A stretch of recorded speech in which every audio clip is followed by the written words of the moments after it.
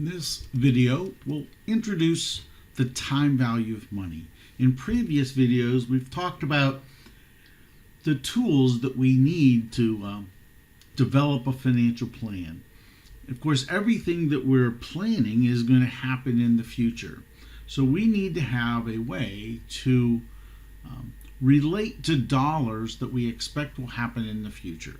So the time value of money, often referred to as the mathematics of finance, this is the way that we coordinate the impact of time on our planning for the future.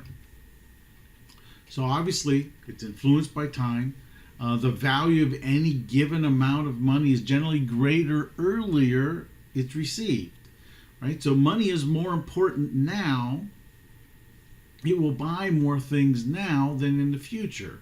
And when that seems like kind of a strange concept, but think about it, the dollar itself doesn't change, right? George Washington is on the dollar bill. He's been there for many, many, many years, and he'll continue to be there for me. So it's the same dollar bill, but that dollar bill in the future will not buy as much stuff, right? It buys less and less things. So the earlier we start saving, the more quickly our money's going to grow. And this entire process is what's referred to as compounding.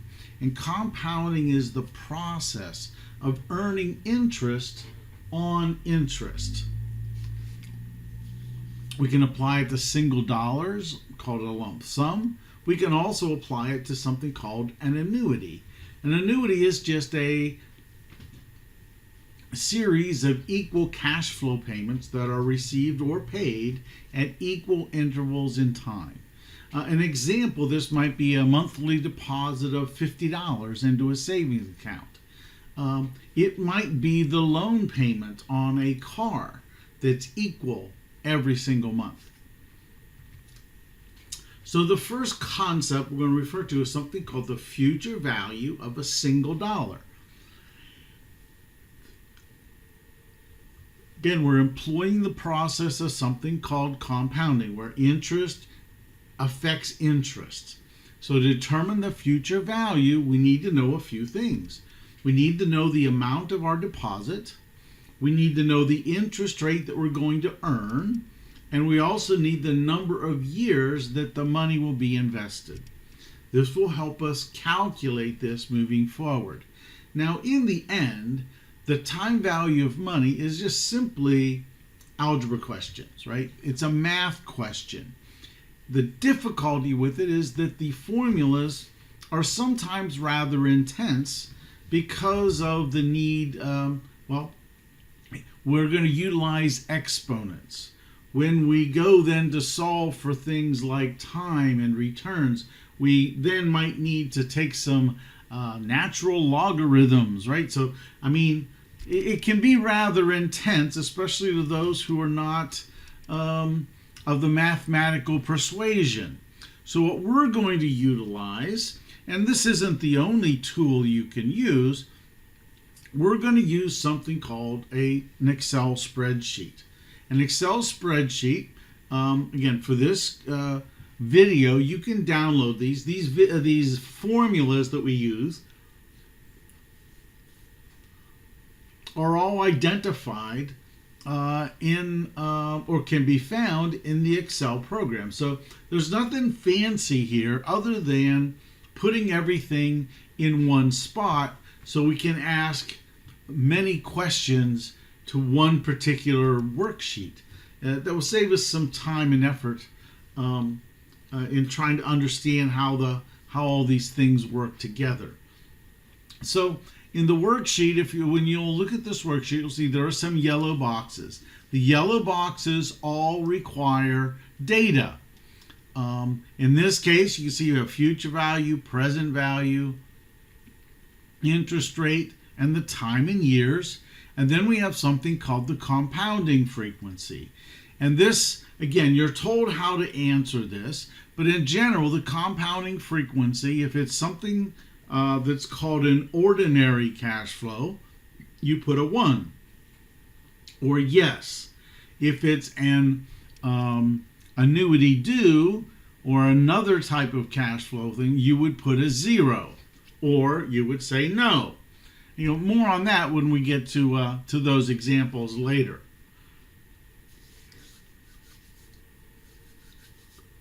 So here is the question. If I put away $5,000 today, and if I can earn an annual interest rate of 4%, how much of that, what do I think will be there in the future? Now, if it's there for 5 years, if I'm guaranteed 4%, this is the absolute answer that will be there. Again, if you think about a CD that's a contract, the interest rate that they tell you, if you leave it there, that's the exact amount will be there when you get to the end of the maturity of that security. So the only real trick, and there's only 1 or 2 in this spreadsheet, is that you have to remember that cash flows have to be identified by their sign. So if you're thinking about investing money, we know that the cash flow is going to leave my pocket and go somewhere else. So it's an outflow of cash. So present values are all going to be identified by a negative number. So in this case, you put in negative 5,000. The interest rate's 4%. Time in years is 5. The compounding frequency for right now, we're just going to calculate interest once a year. In the future, we'll have $6,083.26 in this account. So again, this all comes from Excel. It's all mathematically. I don't have the formulas here. You may be able to find them in a textbook or whatever. But for me, this is the simplest way. You can use a financial calculator if you know how to use a financial calculator. You'll get the exact same answer. So what about a longer period? What happens if you invest for longer, right? What if we put money away for 20 years instead of 5 years? Again, the longer it sits, the higher the value will grow to. In this case, it grows to $10,955.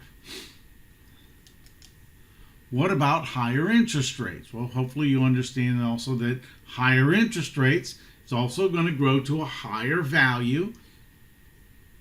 Again, using that same increased cash flow, now instead of here $10,955, if we earned 9%, we'd end up with $28,022. So again, it's a very simple process once you have the spreadsheet to input the data and then obviously find the answers. I will tell you, if for some reason you get some weird answers over here, like a pound sign answer or a pound sign value, pound sign, I forget what the other ones are. What that's essentially telling you is that the formula is not reading the data correctly. But more importantly, what it's saying is you put the data in wrong. So again, you have to note how the data is input. Make sure that all the cells that are blank are actually blank. What you might have to do is put your cursor in this cell, this blank one, and hit the delete key. That will clean up any data that might be remaining from previous problems, if you will. So the next thing to look at then is present value. And this is just the process of finding what money is worth today, right? Essentially it says, what do you have to invest today to get those cash flows in the future? And again, it's always based on some interest rate that you think you're going to earn over some period of time. So let's look at a quick little example. You would like to accumulate $50,000 in 5 years. You want to make a single investment today. You believe that you can achieve a return on your investment of 7% a year. what's the dollar amount that you need to invest today to achieve your goal. So now we know what we want to get. 50,000 in the future, so the 50,000 goes in the future value box. We make sure that the present value is blank. Interest 7%. The time frame here is 5 years. In this case, we would need to invest $35,649.31 to get this $50,000 amount. And if you like to test me to see if what I'm saying is true, if you type here in present value, negative 35,649.31, delete the 50,000, the future value should then be 50,000. Okay? So we've looked at taking money and looking at an investment, as in what the investment will grow to. And then we've also looked back and said, what investment do I need to make in order to get a certain amount of money? And hopefully as we go through these, you can start to see some applications, right? I would like to save some money for a trip. I got a bonus today. I got a $3,000 bonus. If I invest that $3,000, how much will that grow to in 6 years so I can take a really big trip? Or maybe it's I know that this trip is going to cost me $10,000 in 10 years. How much do I have to invest today to get that? Now there's other investment strategies we can make that might make our life a little easier, a little simpler. So what this involves is something called an annuity. In this case, we're going to talk about a series of cash flow payments that occur at every period. And there's two ways to look at this. There's an annuity due. That means the cash flows occur at the beginning of the period. And there's an ordinary annuity. These cash flows happen at the end of the period. And as far as I guess the right word might be traditionally, right? Traditionally, what's shown in most financial calculators and in the computer is that it assumes an ordinary annuity. The cash flows occur at the end. So if you want to show anything other than cash flows at the end of the period, then you have to tell either the financial calculator or the spreadsheet that that's happening. And I'll talk about that as we go through this. And of course, we also need to know the time. So suppose that you won the lottery and you're going to receive $150,000 at the end of every year for the next 20 years.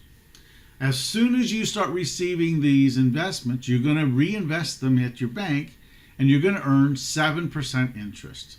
How much will be in that account at the end of 20 years, assuming you do not make any withdrawals?